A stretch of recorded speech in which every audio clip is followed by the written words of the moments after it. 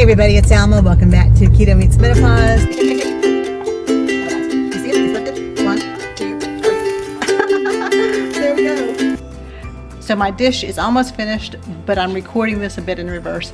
I wasn't sure if I would get through the video if I started with a thank you, so I cooked the meal. I'm going to give my thanks, and then you'll see the recipe. So if you'll allow me a brief second to say thank you very much to everybody for all of the beautiful comments you made about Barkley's video. On Saturday, we lost our sweet boy. So I won't say that Barkley lost his battle against cancer. I will simply say that he was ready to get some rest. And he was a trooper the entire time. He never, ever, ever complained, moaned, or anything. He was just a treasure throughout the entire process of us going through this cancer battle. I just want to say thank you, everybody, for your beautiful comments and your sweetness. And it's my first meal that I'm cooking and videotaping since he's passed, and just wanted to say my heartfelt thanks. Go ahead and stay tuned, and we'll get started with this recipe. Have a blessed day, everybody.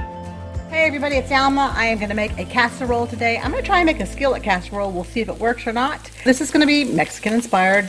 Traditionally, all of my dishes are, so let's go ahead and get started. As you know, every week I make chicken as part of my meal prep. I've taken out 13 ounces of my cooked chicken, placed it in my pan, and then threw together a bunch of ingredients. If you have a taco mix, you can use that, guys. Let me just tell you, check your label on your taco seasonings.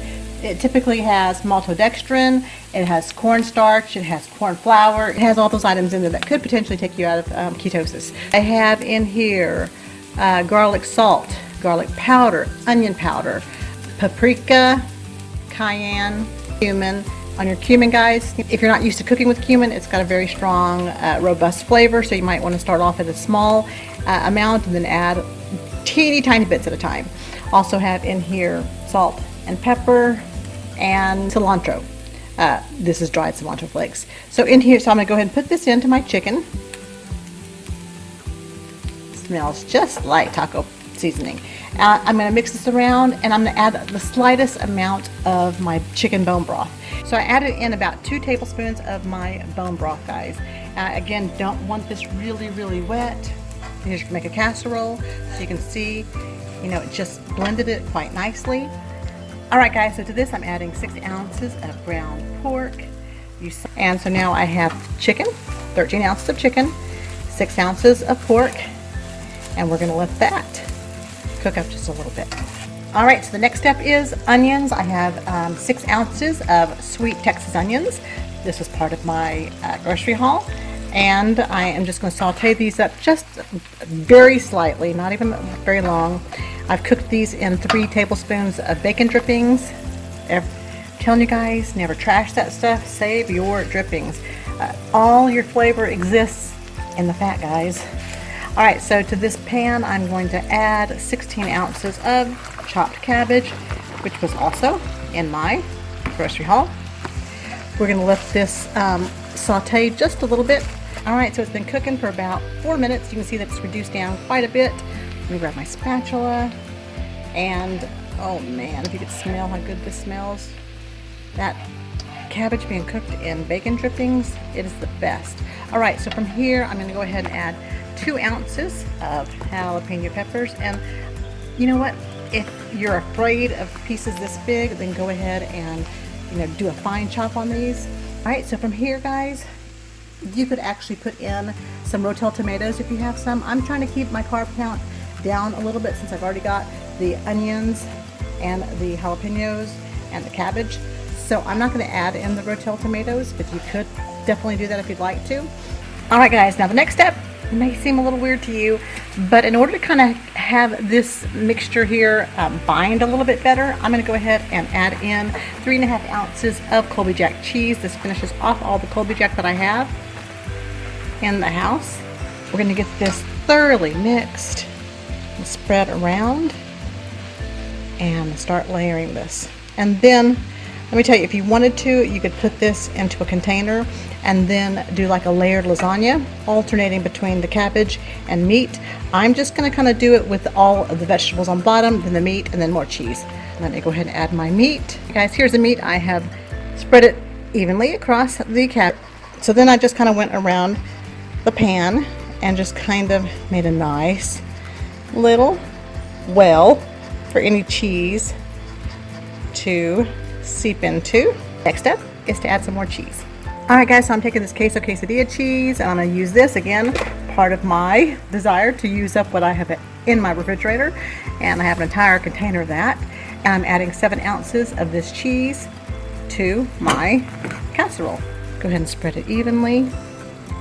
All right, guys, here we are. We have the cheese evenly distributed, and we're just gonna add our lid and let this cook. I'm not sure how long, we'll find out.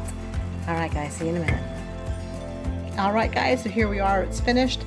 It's been about 22 minutes. About the 15-minute marker, I took some red pepper flakes and put it on top, and this is what it looks like.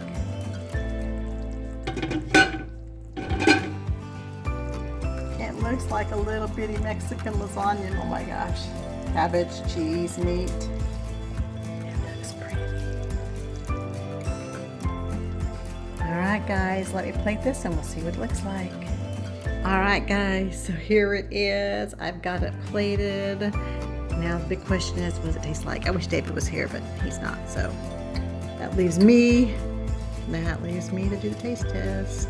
Oh, look at that. That's good, guys. You got your cabbage, you got your meat, cheese, some jalapenos. I'm making a mess because it wants to go in my mouth. Well, guys, I took like 2 or 3 bites because it was so good. This is definitely a hit. I think David will love it when he gets home. The cheesiness is perfect. To add more fat content to this, you could add, of course, your avocados. Keep in mind that it does add carbs to it, because however, it does have fiber in there. But if you have the space in your macros to add in some avocado, go for it. It would be tremendous that way. If you have macros for some pico de gallo, that would be great as well. And of course, a dollop of daisy.